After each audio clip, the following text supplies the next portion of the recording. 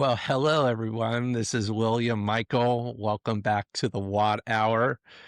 Today on the Watt Hour, I'll be interviewing Tanner Yackley, a former senior MQ9 UAV sensors operator, which is cool. As you know, drones are near and dear to my heart, who has deep experience in unmanned system. Tanner brings unique insight into UAV missions, power requirements, and the future of autonomous versus operator driven military platforms. And we'll discuss UAV power systems, battery and energy needs for ISR, and what's now called non kinetic or directed energy platforms, and how these technologies shape both kinetic and non kinetic mission capabilities. And then beyond his operational background, Tanner is also the founder of Remote Warrior LLC, soon to be transitioned into Remote Warrior Foundation, a nonprofit dedicated to supporting veterans. And we'll talk about that mission as well, especially somebody like me as a veteran that unfortunately um, has to deal with PTSD, thus the little angel behind my shoulder, and how veterans can better be supported as they transition from service into civilian and tech driven role. So, Tanner, welcome to the Watt Hour.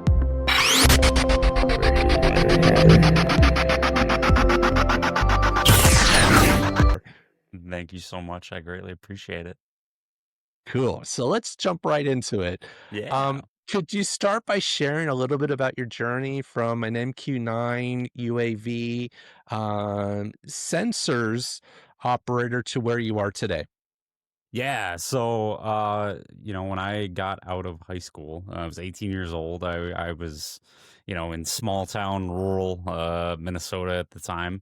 And was, looking at what am I going to do next kind of thing. And it was like, well, I either go to trades, go to college, or go to the military.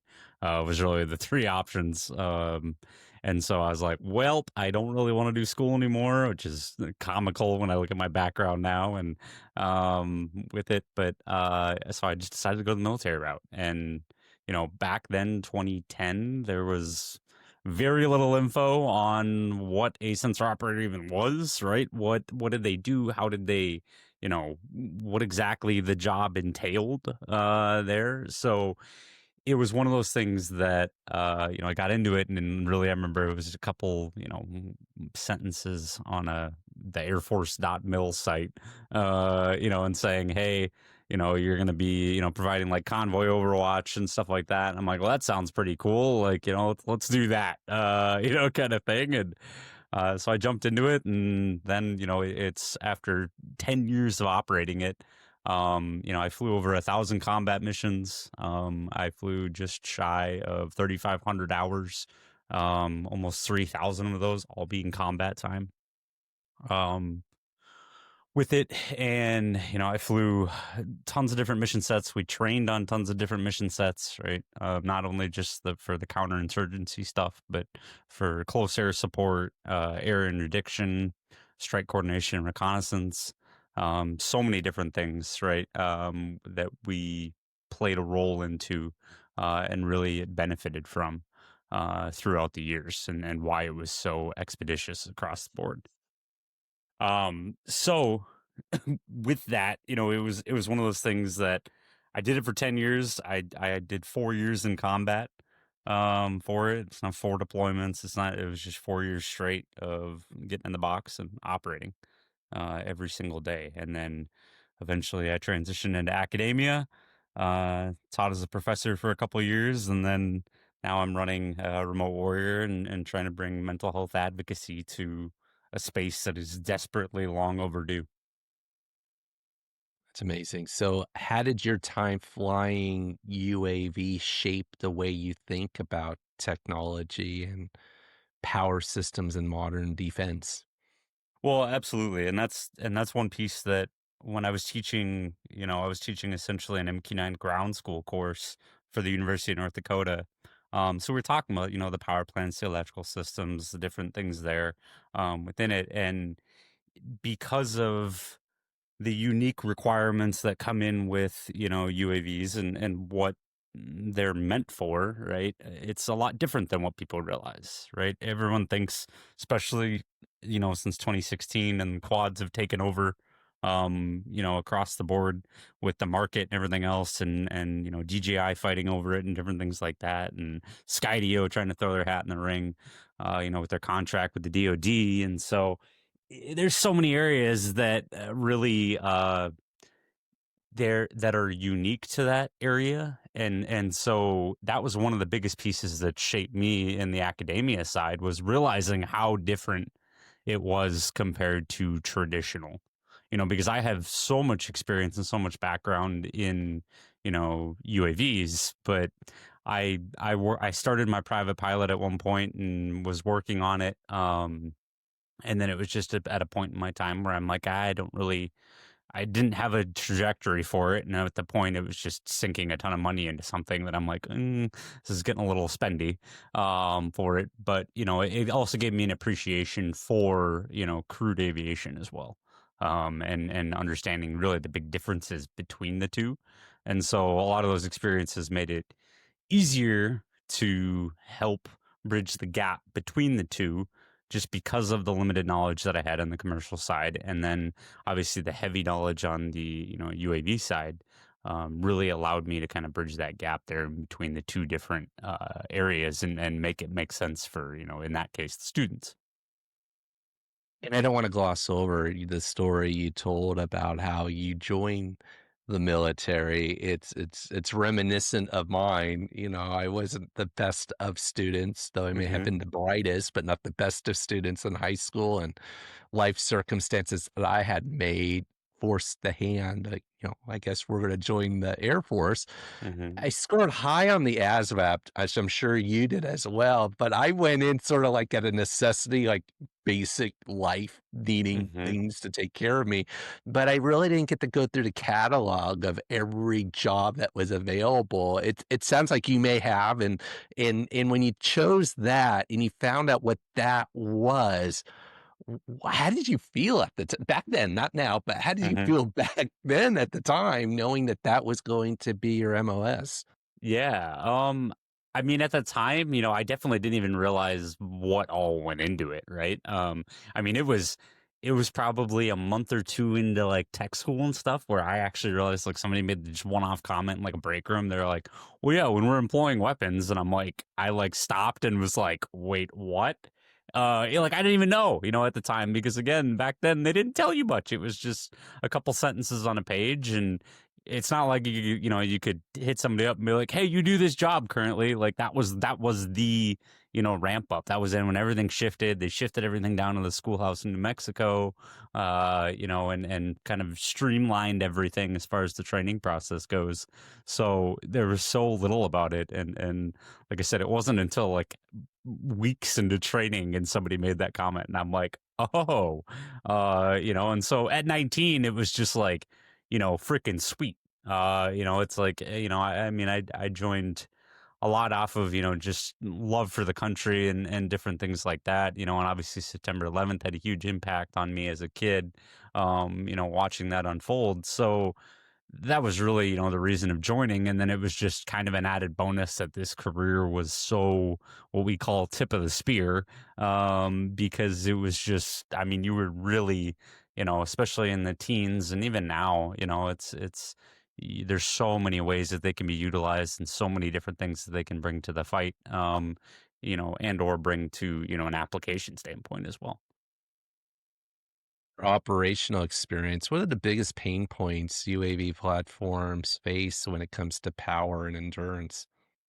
Yeah, obviously the biggest thing, they're very unique, right? Everyone thinks that, especially like when you're talking about like military, UAVs, there's so many different mission sets, right? So you might be, and this is the hard part for planning and when you're talking about power, right? A perfect example of this is back in the teens, at one point, they didn't have any type of alternator on the aircraft, right? With it. And so what we were finding is where we were operating, was was a handful of hours away from our base that we were taking off and landing from. And so if you're 5, 6, 7 hours away, that makes it a little more challenging to recover, right? And so we were realizing really quickly that, we kept having all these generator failures, and eventually they incorporated in a direct drive brushless alternator, or a permanent magnetic alternator was the other option. They essentially gave it two different options there, with it. And so the they needed, that justification there. They needed the not the justification, but they needed that extra power, because aircraft were having issues with the current generator system and essentially failing, and then crashing before they could make it back. And where the DDBA, or that direct drive, um, really helped solve that problem, and allowed us, that way, if we had some type of energy issue, that's a big one, right? That played into it. There, the other piece that people don't necessarily think about, that I learned a lot in academia, was time on station. Right. Most of the time with most aircraft and different things like that, right? What are you doing with it? You're flying it point A to B, and then to maybe C, D, E, and then you're going back to A, right? With it for the most part. Where UAVs, you're flying point A to B, sitting on B for 20 plus hours, 30 plus hours, and then coming back to A. So because of that, then you have to worry more about endurance. You have to worry more about fuel consumption, right? With it, so these, it was on the MQ9, it's a 900 shaft horsepower engine, with it, and it takes, um, it can fly, now gosh, they're getting like 30 plus hours, on a lot of them now, with them. And that's just depending on what they're hanging off it, kind of thing. And obviously we won't get into that discussion, but as far as, how much fuel it needs to consume, so you're constantly doing this dance of like, all right, I'm 4 hours in now that I burned, X amount of pounds, of fuel. Now I need to kind of recalibrate my numbers and different things there, because I'm trying to play the long game, right? And I'm trying to make this stay on station for as long as possible, because especially like with like the higher value stuff that I was on, we couldn't afford to, you couldn't just drop it and all right, let's go dip out, because you needed that, what we called that unblinking eye, because it was just any second, that you could have that a moment of opportunity. So the endurance, of it really was important, there. And then obviously being able to operate. Sometimes, I mean, you would take off and within 5 minutes you were on station, for your target. Other times it was hours, just depended on the unit. Everybody did it different, there. So but yeah, so those two things, I think, as far as like energy, draw and power consumption, are two bigger factors, with especially the larger UAS. Because obviously a small quad at this point, you're averaging 20 to 30 minutes, maybe 40 if they're good. Some boast 60 to 80, but usually you don't see those too often, with it. But we're getting there, with it. But it's these lessons that can be carried over as the longevity and endurance increases, and being able to help drive some of that change by looking at, these aircraft that have been doing it for 20 plus years.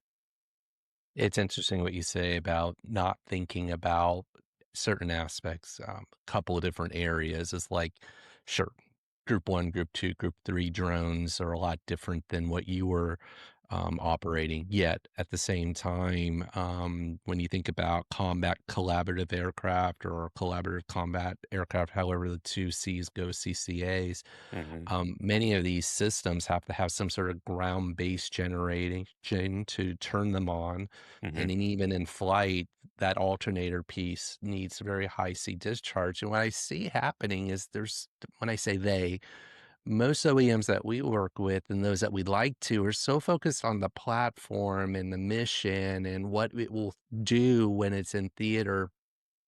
And when we think about silent watch or the electrification of everything, which will happen, at some point, wirelessly charging back and forth, is what about the secondary support equipment that's gonna need to be electrified as we electrify the things that fly or swim or whatever they do?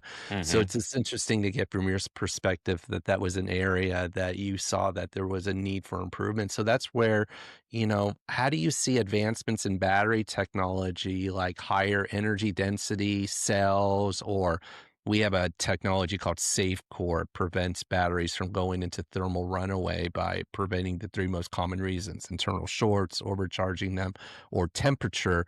So these safety features. So, or modular packs. How do you see this shaping the future of UAV missions?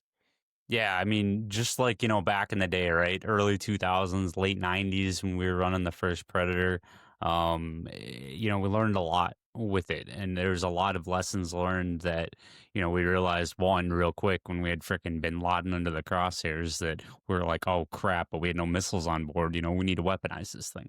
Same thing goes with the, similar theory in the battery consumption realm too, right? Because for larger, UAS, there's always you're tying that battery consumption to something, right? That's your backup power. That's your, powering external systems, like you said, and the more you start adding right onto these, and we're already seeing that with smaller, commercial, group 2 and 3, 1, 2, and 3 UAS, is that they're starting to go, okay, what can we add onto them, right? Whether it's for nefarious activities like adding, like mortar drop harnesses, or, hey, just delivery, different things like that with it. You still have to worry about that power consumption and worry about that power draw, because now I have to have, just like you said, I have to worry about, am I pulling from the same system or am I pulling from two different ones? Because as we know, batteries are not light by any means. And that's really the biggest, one of the biggest limitations. Hell, even when I was studying it 10 years ago for my undergrad, I remember that, still being a conversation, and it still is, obviously, right? With it, and why electric propulsion hasn't fully taken off yet, in my opinion. With it is obviously just the simple issue of weight with the whole thing. And so then you have to start realizing, all right, which types of systems am I running on my aircraft, and do I need two different power sources for them, or do I need one, right, within it there? Because the answer isn't always going to be the same, right? This isn't going to be a one size fits all. And especially when I was, even when I was teaching counter UAS, that's obviously a huge area right now. It's similar thing, right? Everybody wants to have their own, put their name on it and put their own process on it, but it really just depends on what that end goal is and what that end mission is for the aircraft, or in this case, the UAS. Being the small UAS, you have a lot to worry about, especially from a manufacturing standpoint, with needing to recognize, I can't just slap one power system on this and be okay, because it depends on what I'm doing, how big my aircraft is, what now any little, 1 ounce of weight, anything like that added in is now cutting into your endurance. Which is literally your moneymaker in that case, right?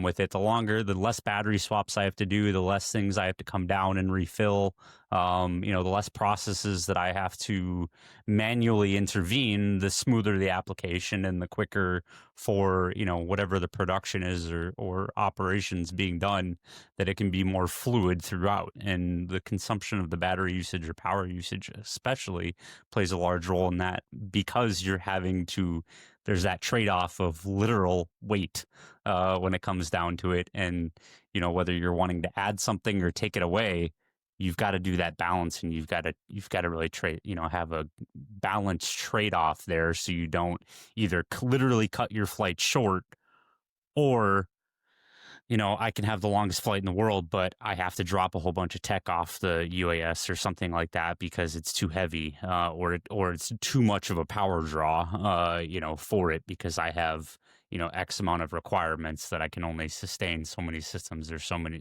so much voltage, etc.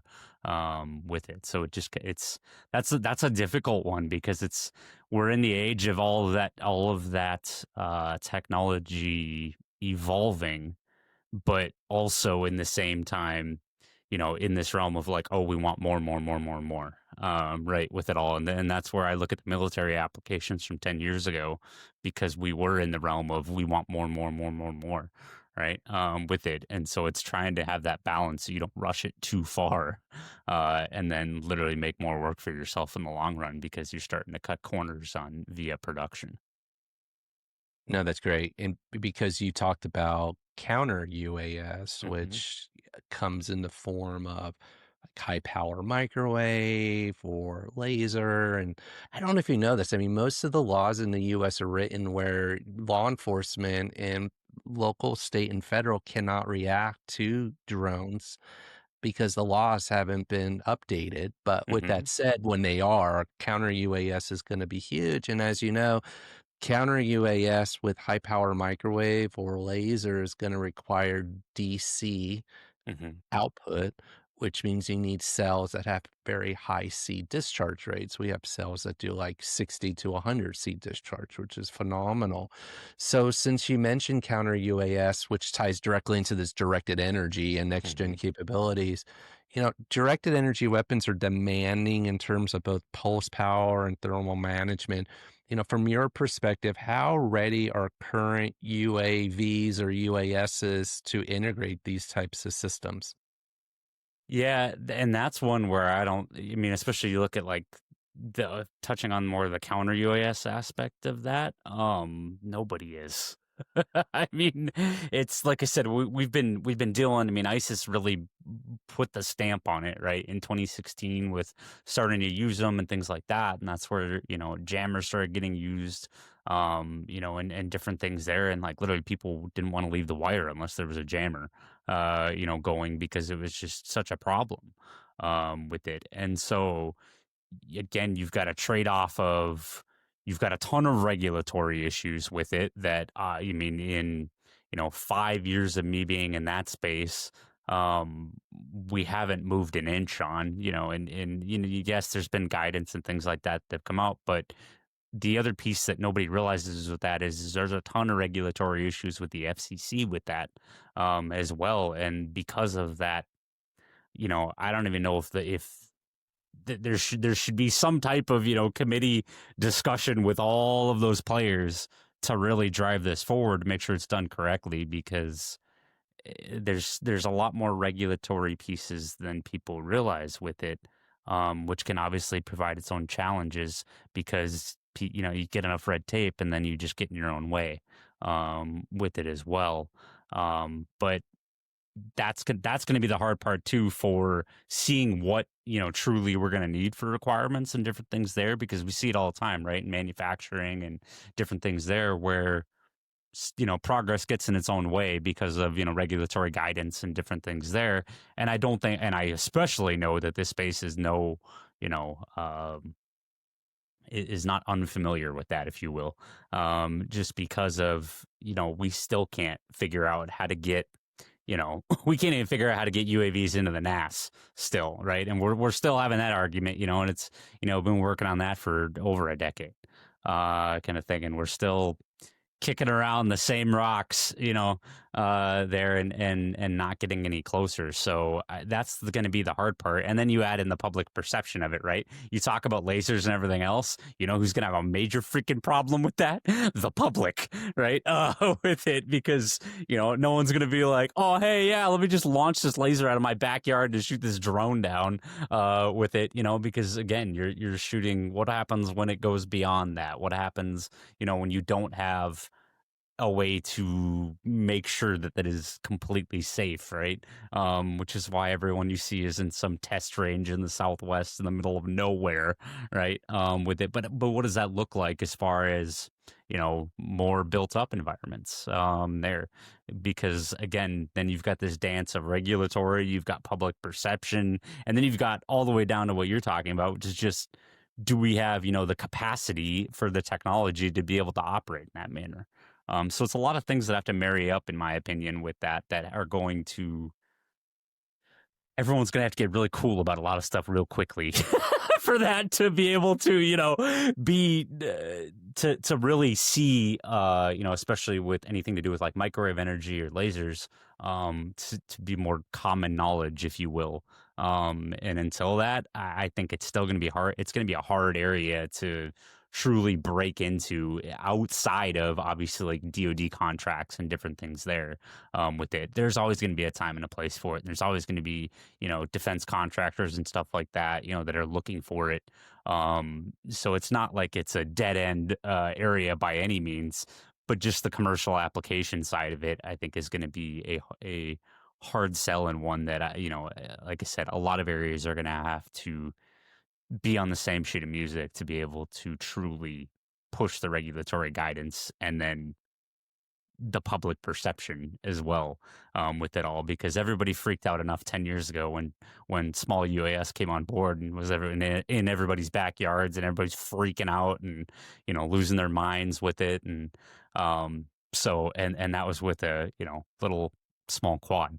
um we start making other things more commercially available, it's gonna cause more issues there. So it's hard. I think that's personally, and this is getting a little off topic, but that's personally the biggest stifle to like technological advancements, is you have to always fight the one thing that you don't realize, which is the public perception of what you're doing and what you're putting out there, which is not something that's easily controlled and or manipulated, too. And so, you can have the greatest idea or the tech in the world, but if the public hates it, you're dead in the water before you even start, kind of thing.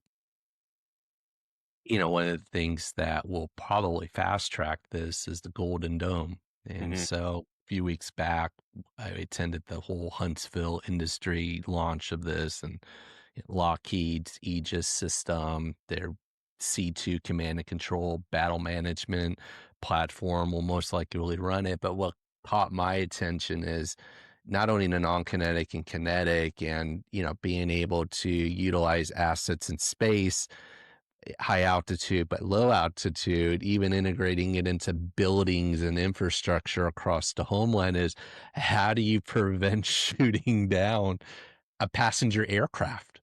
Hmm. Is it an actual kinetic, or is it an actual pass? So to your point, there's a lot of regulation that's going to happen. And I just think of all those lights in the sky that were on the East Coast. We Hmm. know those were drones. Hmm. Speculation is that they were something else. But I think that's where you're going to see the fast tracking of all this. So when you think about the Golden Dome from your perspective, I've often said in contested space where you may have anti-satellite type platforms destroying satellites in low Earth, mid Earth, or high Earth orbit. Um, how does the stratosphere play into that, especially with high altitude platforms and platforms like the MQ9 potentially serving as sensor platforms to deal with either systems in space that no longer work, or systems, on the air? And if you can talk a little bit about, I believe it's called the Gray Eagle, Hmm. which is the ability to replicate GPS without the dependence of GPS satellites. Yeah, and that's where it's interesting to see, because they've tried a handful of different things, right? Especially with the satellite discussion, with it, and more so, with like the command and control construct of the MQ9 Bravo, the newer of the two aircraft. There, this one's got a little bit bigger wingspan than the classic MQ9 Alpha. It's MQ9 Alpha's got a 66-foot wingspan. The Bravo's got a 79-foot. There with it, and it's got a lot more to do with like radars and different things there. It's got a maritime radar, which obviously, is becoming more and more of an interest. What's happening, across the world right now. But with that, it's going to depend on, because they've tried a handful of things, right? They tried man on man teaming years ago, and it clearly didn't go anywhere, right, with it. And so right now they're putting a lot of eggs in the basket of, satellites, exactly like you're talking about. And so then there's already, I don't even know what the total number are out there, but it's insane. I did a tour with Northrop Grumman years ago, and got to see all their active satellites around the world, and it like really blew my mind with how many there were truly up there, at the time. And it was like, oh my gosh, I can't believe, that there's this many out there. So that's also the part. But when you're relying on an aircraft that relies on those to navigate and fly and everything else, and that's not slowing down, and that's also one of the biggest issues with it, right, is the more that we go towards that and needing things controlled via satellite or other areas. And obviously they're trying to move away from that, but other aspects they're not, right? Because they want to be able to do like taxiing and different things like that via satellite commands. So that way you don't have to forward deploy the personnel anymore, and you can have them all just operate stateside with it. And then all I have to worry about sending downrange is the mechanics and technicians, and I don't have to worry about sending aircrew via there. But then I'm adding more on to the bandwidth discussion with all of that, because that's one of the biggest things, right? And that's in every place I've been, whether in the military or outside as a contractor, right? That was always one of the main discussions, right? Is like, oh, well, we have 4 channels and 6 aircraft, like we can't, something's got to give here with it. And so that's going to be, I think, one of the unique aspects to this is not only, what is these aircraft that are very capable, what's their role going to look like in that area, but at the same time, the more that we start putting up, and especially like commercially, right, especially if we get anything larger there, the bandwidth discussion is going to come into play real quick with it. And and the more satellites you're putting up, the more you're eating away there. So it just depends on really where we shift there. But I think that's going to be a really interesting one, right? And we're already seeing that with AI and different things there with it, and just the realizing, oh shoot, we need to store this stuff, right? And because all these aircraft, and especially with this, everything's recorded, right? Everything is, you can record every single screen and stuff like that, and you can push the live feeds out places, but you've got to have the bandwidth to be able to do that with it. And so the more noise we put into that space, and the more that we make that convoluted, the more impactful that this is going to be on other areas, just like maybe potentially operating some of these aircraft too. Yeah, so that's what I've called big data bottleneck latency, sensor Hmm. overload in a sensor fusion world, but yet at the same time, you only have so much bandwidth. And so as an advocate, a technologist whose last company prior to ALE was all about edge computing, is how do I get that edge computing into the hands of not only the warfighter, the squad, and the platoon, and then how do we have fixed and mobile edge nodes stationed in theater around the world, similar to the way we use beaconing of aircraft for traditional aircraft. That's a huge topic to unpack. And Hmm. but from your perspective, little did I know I'd find the guy, as I've been talking about big data bottleneck latency, especially with the Hmm. global hawk. You witnessed that firsthand. Yep. And all that data has to make it from the platform to some sort of situational awareness on the ground, and then it Hmm. also has to make its way from theater back to the home line. That's Hmm. just like a whole new generation of systems needs to be built just to deal with that in today's world, correct? Absolutely. Yeah, because you're pushing it to a rover feed on the ground, right? That some JTAC or anything like that is having, and then you're pushing it. I mean, if I have, arguably if I have an internet connection, right, I could push a feed anywhere in the world with it, just off the address, for it with it there. And so exactly that. You've got to have the tools involved to transmit it. You've got to have the tools involved to store it as well, right? Because you're going to probably use that at some point, and that's used a ton right?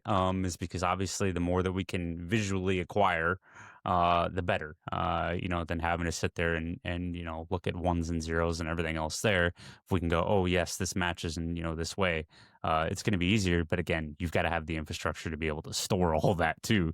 At the end of the day, and when you're and we're not talking about 20-minute video clips here either, right? We just talked about 20, 30 plus hours. I mean, our squadron operated around the clock, 24/7, 365. There was, unless like it was literally like a monsoon from hell, there wasn't really a reason that we'd ever wouldn't be flying, kind of thing. And so, again, all that data needed to be stored, all that data needs to get transmitted, pushed, for whatever reasoning there. And that's another aspect to this, that not just the bandwidth discussion, but then the data management as well that goes into it. So that will be a whole nother episode or two I want to do with you. I bought this military drones book. This book is amazing. It's got every military platform that's out there. But how do we unpack that? But most importantly, from a command and control. So knowing we have a whole nother episode to do on that, let's Mm-hmm. shift gears Mm-hmm. to your work supporting veterans. And can Yes. you tell us about your nonprofit, or what you're setting up as a nonprofit, and what inspired you to start it? Yeah, absolutely. So we've got I run an organization right now called Remote Warrior LLC. Essentially what it is to be able to do things like this, right? And just educate the public and talk, about different things there. We've had the great opportunity to be with, we got interviewed by Business Insider in New York last month. That video just came out last week. And so it's being able to really reach that audience, right, with the educational piece, and understand that, especially with a remote, what we're calling remote combat warriors, right? Being a combat veteran that served, as a pilot, sensor operator, even the intel, right? We look at that too, because the intel operators were part of that kill chain, right? That we operated in, and we're making those calls and making those decisions. They would sit in our headset and yeah, that's an RPG, or that's a chunk of it's a PVC pipe. It's like 8-inch PVC pipe or something like that. With it. So because of that, right, and having to make these decisions and seeing it, there's a ton of people coming out of this with a lot of things like moral injury, identity crisis, different areas there psychologically that are impacting them pretty horrifically. I myself deal with it. And luckily, I was fortunate enough to go through a stellar ganglion block procedure. Essentially a couple shots they put in your neck to uh it's essentially Novocaine for your vagus nerve that runs through your chest and causes your fight, flight, and freeze response there. So they numbed it, which has shifted me completely with it. So one, I can't say good enough things there, but Dr. Lipov in Chicago with the stellar ganglion block, because that was such a beneficial procedure for me. But now it's trying to really bring it in, because even people within the community, don't even understand how much this is plaguing some people, right? With it, because it was, especially anybody that was really, I don't want to say, like, lack of a better term, high caliber, right? High speed, throughout, pushing themselves, things like that with it. They're suffering a lot now, just because this, watching death and destruction day in and day out on repeat, is just like we talked about, right? You can push these feeds anywhere. We also sat there and, just like a good football player watches tape, right? To see where they can get better. We did the same thing, right? We were held to this extremely high, work ethic and really just perfection across the board that a lot of people don't understand. And why would they, right? But at the same time, that's the issue with this career field that I'm seeing specifically, is for almost 20 years now, right? Since MQ9's been on in '08, and that's kind of where we say the military drone industry came on board. Was around that 2010 timeframe. So we're sitting at 15 years now, and people are starting to make their career out of this. And I can tell you, the ones that are suffering, because there's just a lot that goes into this. And when you look at the things individually, it doesn't seem like it's that big of an issue. But it was the shift work we were on every single day, right? It's the missions that we did every single day. I mean, I flew over 1,000 combat missions in 4 years. Usually that's like a 30-year fighter pilot career with something like that.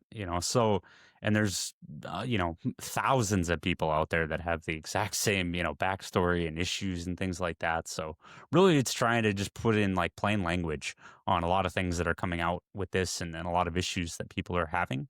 And then trying to find solutions that truly work there. So we've created different things like guides that just put plain language into it. This is our fog of war guide here. And then we've got all the way down to I got so sick of dealing with panic attacks that I built it's called the panic pack. And essentially what it is just a 11-inch ammo can with a bunch of grounding tools in it. And it's things like tuning forks, worry stones, lavender rolls, right? And you look at it and go like, what the heck does that have to do with anything? Well, when you're in the middle of a panic attack, right, your brain is trying to kill you the entire time and tell you all these horrible things. So it's a way to be able to get this stuff out there and pull you out of that and go, hey, silly lump of meat up here. We're not wherever you are right now. We're right here. All right. With it, and pull you back in and reground you in the moment. Because I just got so sick of the answer always being like, if you look at anybody that deals with them, it's like, what do you do? And it's just like, I don't know. Like you're just, everybody just has the same reaction. Just like, I just kind of deal with it, and there's no like true, repetition for it. So, we've created that. We're working on some environmental modifications too, to be able to have, essentially your own like therapy room in your home. So that way, if you deal with that, your nervous system can go, oh, hey, I'm in this room. Cool, right? I'm good, kind of thing, with different things there. And so you see like the little salt lamp in the corner back there, that kind of stuff that we're messing around with to see. And the purpose of that is that you could walk into a room if you were having one and have like an Alexa tablet or something on your, desk and say, hey, panic mode. And then it does things like draw the blinds, turn a fan on, turn a diffuser on, turn a salt lamp on, right? All those things that in the moment your brain doesn't remember to do, right? With it, or, whatever. It doesn't want to sit there and run through a checklist and remember, oh, why isn't this working? Whatnot, kind of thing. So it's really just about alleviating that cognitive thinking throughout the process and pairing it with things like our panic packs that give you the environment and the tools to be able to pull yourself out of that and really help navigate it better. And we've got a mobile version that, like, for people on the go, traveling, stuff like that, that we're working right now to throw in a little Molly pouch. With it, I'm just working on like shelf stability for extreme heat and cold temperatures with the whole thing.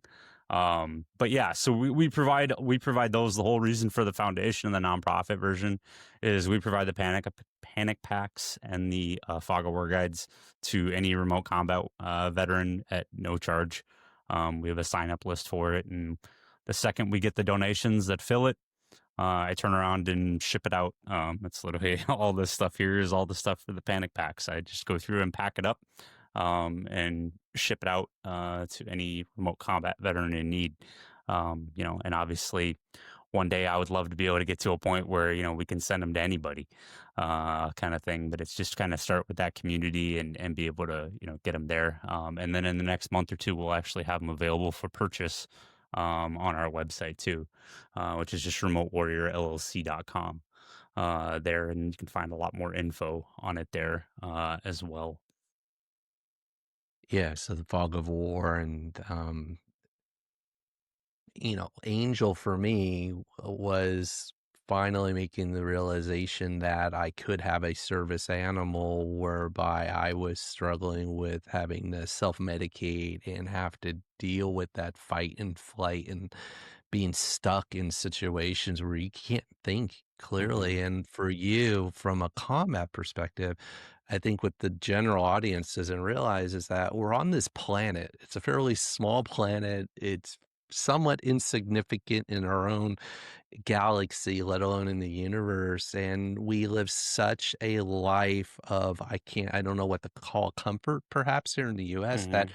right now on this planet, on another part, is all this conflict going on. And people like you are either worked in that and came out of that, and then to come back home to this world. And a lot of the audience may have watched SEALs on ABC, and Mhm. you have the Jason Chases of the world, Captain America. Mhm. But I think about in your profession and what you came out of, to see that many combat missions and to then have to process that. And so the Mhm. fact that you've tapped into this is amazing.